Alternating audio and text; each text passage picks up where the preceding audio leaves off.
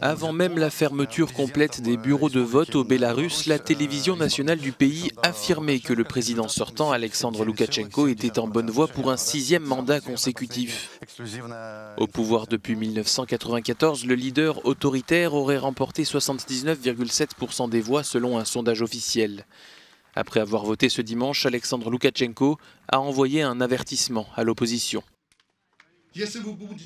Si vous allez contre notre pays, ou même dans la moindre mesure essayez de plonger le pays dans le chaos et de le déstabiliser, vous recevrez une réponse immédiate de ma part. Face à lui, son opposante surprise, Svetlana Tikhanovskaya, n'a remporté que 6,8% des voix, des résultats qu'elle estime truqués.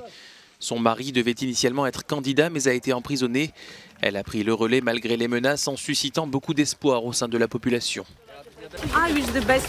Je souhaite le meilleur pour mon pays et je n'ai aucune raison d'être arrêté.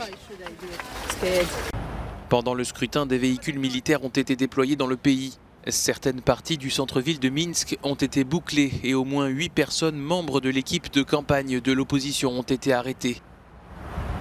Selon certains analystes politiques, il est difficile de prédire quelle sera la réaction de la population. Ceux de droite et de gauche sont tous d'accord pour dire que Loukachenko doit partir. Il n'y a pas eu de liberté au Bélarus depuis un quart de siècle, 26 ans.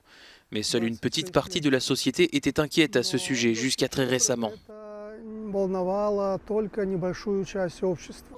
Le résultat des élections n'est donc pas une surprise dans un pays qui n'a pas organisé d'élections libres depuis 1995. Peu de temps avant le scrutin, le président Loukachenko avait déclaré qu'il ne renoncerait pas au pouvoir.